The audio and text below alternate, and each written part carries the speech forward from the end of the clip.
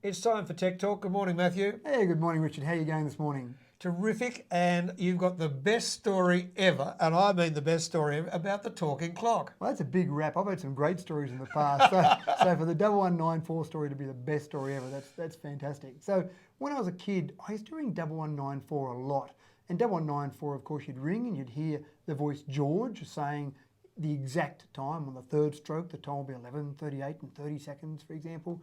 And Telstra decided that it didn't need that anymore because people had a mobile phone in their pocket with an accurate time. Their watches might sync to their phone. So times were now infinitely accurate and they didn't need the talking clock, so they cut it out.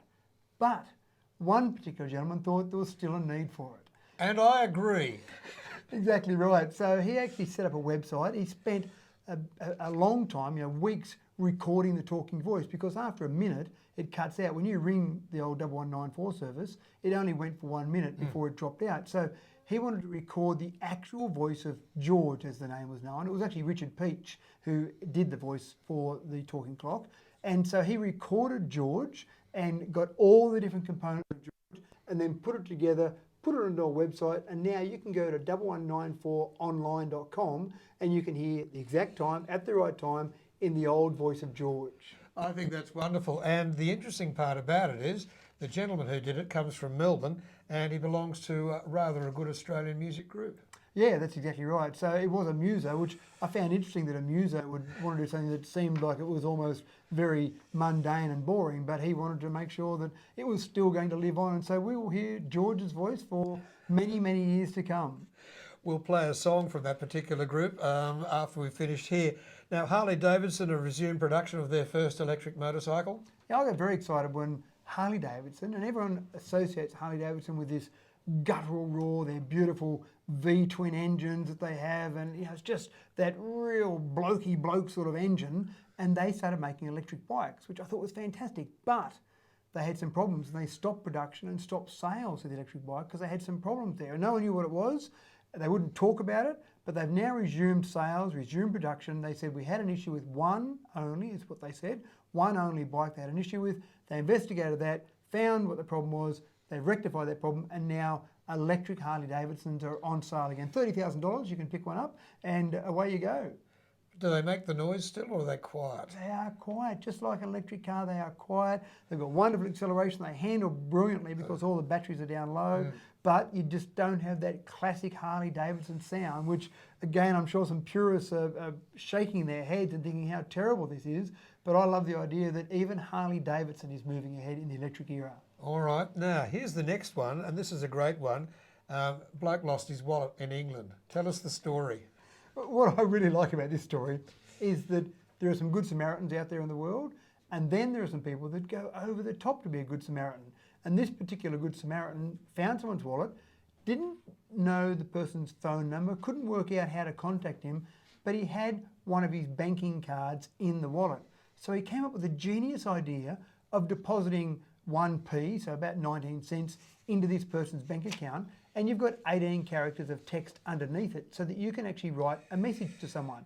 So over 4 deposits that he made into his account, he said to the person, found your wallet, please contact me, here's my number, and then that person saw his bank statement and went, oh, look at that, someone's found my wallet, fantastic, rang the person, and then returned, or the wallet was returned to him. But I just think the ingenuity of a way of contacting that person, most people would have said, I'll take it to the police station, hand it to the police, and there, I've done my duty.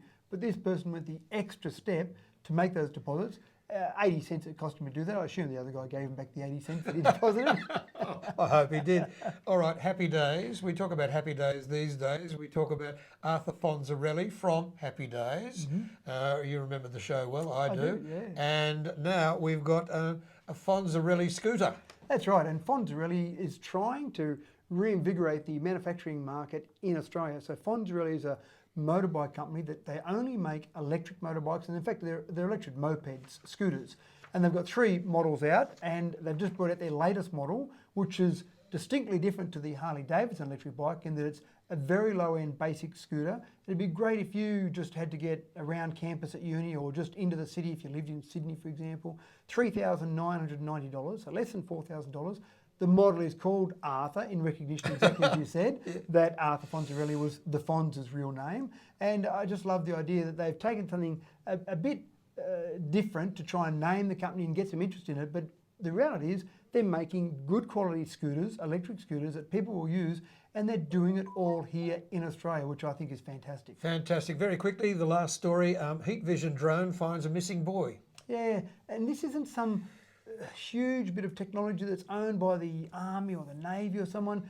This was just a local photographer who thought he could do some good. And there was a young boy who went missing, and the police came out and started looking for him. The community came out. 600 people in the community were out in a search line to try and search for this boy who got off the school bus, but then he wasn't seen after that. So obviously parents very worried about him. The FBI got called in to help out because the temperatures were going to drop very low overnight. And there was a local photographer who just got a new little toy to play with, an infrared camera or a heat camera. And so he thought, well, maybe I can help out here a little bit. So he put that onto his drone, flew the drone up into the air, saw where the line of people were that were searching, figured, well, behind there was no good to search. I'll go in front of there. And I've looked at the video, and there's two little spots that he saw. And I thought he did very well to say those two little spots could be a boy and his dog. Sure enough, I alerted the police. They went through, found the little boy there, and he was curled up, and I hate to say it, but I think he was curled up there to die, because he was curled up there, he was cold, he was shivering, his dog was curled up with him, and the police came along. Obviously he was overjoyed to see the police, but I don't think he would have lasted overnight in -1 degree Celsius temperatures. He wouldn't. Matt, always good talking with you. Thanks for Tech Talk this week. We'll see you next Wednesday. My pleasure, Richard. Thank you.